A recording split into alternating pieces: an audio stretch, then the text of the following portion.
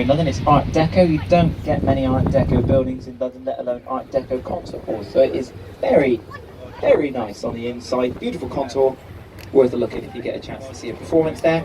Even just to go in, they have the Imagine Festival, I think, over half term. Of course, about to end in this part of the South Bank Centre for the Arts. This whole area, this section is known as the South Bank Centre between these two bridges, and this is just the South Bank that we're passing by on our right, which is quite extensive and quite a cultural hub. But this is really, it was really the beginning of the cultural hub that is the South Bank here. The Royal Festival Hall from the 50s, the Queen Elizabeth Hall and the Purcell Room from the late 60s, also the Hayward Art Gallery behind here. They've recently refurbished these things.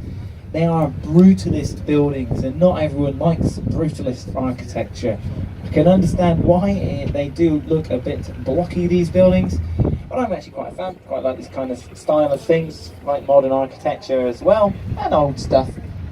It's good to appreciate the different periods that we've gone through in our architectural heritage, especially here in London, where you can walk down a road and go buy something, or yeah, you can go buy something Roman and then go buy something that was made in the year 2000 and something.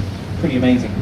2,000 years worth of history in a short walk you can do. Anyway, we've headed underneath Waterloo Bridge. Also gets the name of the Ladies' Bridge because it was built mainly by women during the Second World War. And 90% of women workforce finished off this bridge. It's made out of Portland stone, which cleans itself in the rain. A self-cleaning bridge built by ladies. Well done. Also, apparently the only bridge in London to have been built on time and on budget. There you go.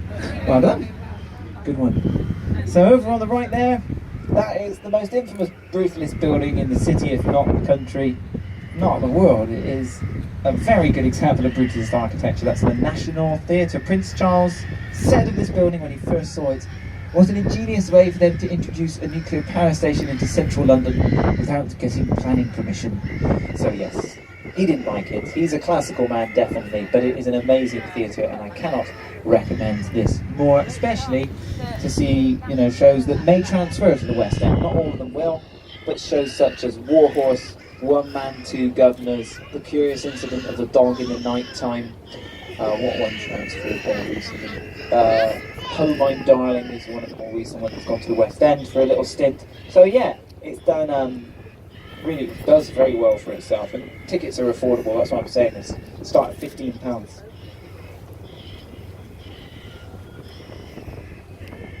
So over on the right here, there's always a little market here on a Sunday, isn't it? They usually have churros there, which are a delight. Got to admit. Thank you, Brazil. It's a Brazilian thing, maybe, I think. Churros. Spanish. Yeah, thank you. So there you've got this this white building over here. These are, as far as I'm aware, not being used by ITV. If not, they might be filming a little bit in there, because they want to pull them down and build state-of-the-art studios here, which is well needed. These are 70s studios, and you know, they've tried to update them, but there's only so much you can do with old technology.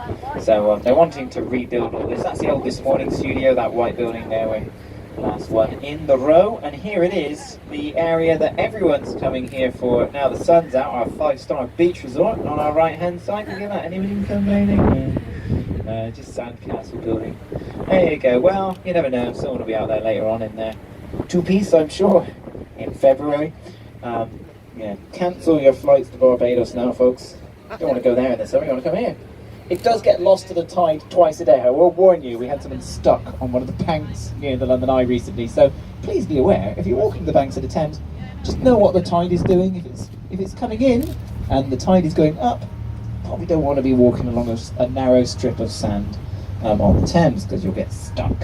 Right here on the right, we just passed by the Oxo building. A little bit hard to see because of the sunshine, but there is a tower which the sun is shining through, and if you look at it carefully, you'd imagine that says Oxo because the Leipzig meat extraction company made the Oxo stock cube in that what was once a warehouse. It's all now apartments and shops, a restaurant.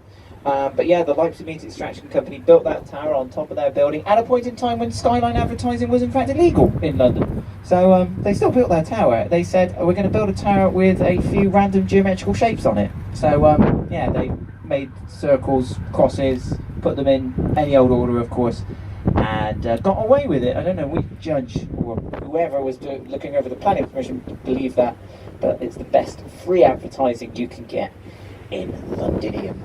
Anyway, we're going to head underneath Blackfriars Road Bridge. There's a new building over on the right. I tend to ignore it because it's just apartments and it's quite dull.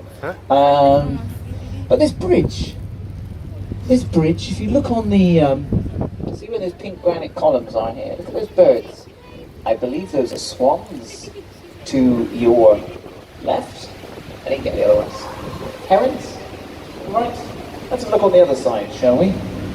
Dee-dee-dee. To the right, they look like seagulls. And to the left, cormorants? Probably. Seabirds on this side, pointing towards sea. On the other side, freshwater birds, pointing towards freshwater. The Victorians allegedly believed that this was the area where fresh water became salt water. That is not so. Closer to Teddington. That one. You may have noticed some red columns that we just passed by the way. I'm not ignoring them. They are a bit weird that we just got a bunch of red columns sticking out of the Thames for no reason. I actually didn't know, really hadn't looked hard enough until I came on this cruise for the first time before I worked on here. And I went, oh yeah, what are we doing here? And then all was revealed, but just like my predecessors, I'm going to leave it to the way back, leave you wondering about them.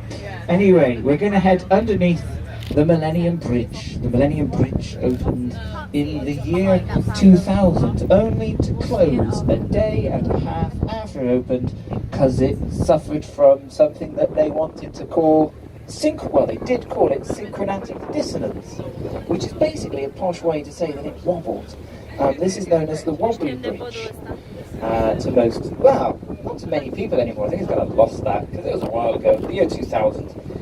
The Millennium Bridge wobbled so badly that they had to close it down a day and a half after it opened because apparently people were getting nauseous. I think some people were actually sick. So they had to close the thing down. It was a health and safety problem. And the bridge was closed for a year and a half to get rid of the wobble, which was engineered out by the shock absorbers, I think. You can just about see them. I think that's what does it. Hello! On the bridge, cooey. You can wave to people, feel free. Don't often get to wave to people at London. In London, I should say. It's quite not a common occurrence that people are friendly. No, I'm joking. We're all lovely.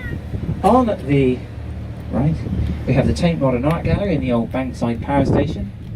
Shows in, I said this for a while, it's the date. Some of the dates do slip when you don't say them for a bit. 1991, that sounds wrong. That's going to bug me. 1981, that's right. And yeah, it reopened. It was bought out, that was it, in 1991 by the Tate Group and opened in the year 2000. It's the Tate Modern Art Gallery. Anyway, the Globe Theatre there on the right-hand side, a detailed reconstruction of the original Globe. By the way, St. Paul's on the left I will talk about on the way back. If you didn't see one of the most important buildings in London, I'm not ignoring that either.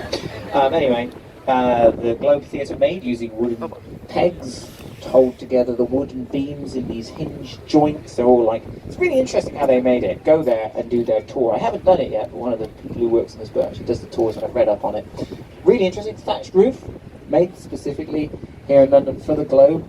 It is really authentically built, but it's not on the site of the original Globe, because the original Globe would have been just behind this black windowed building out on our right hand side, ahead of us slightly. This is Southwark Bridge, by the way.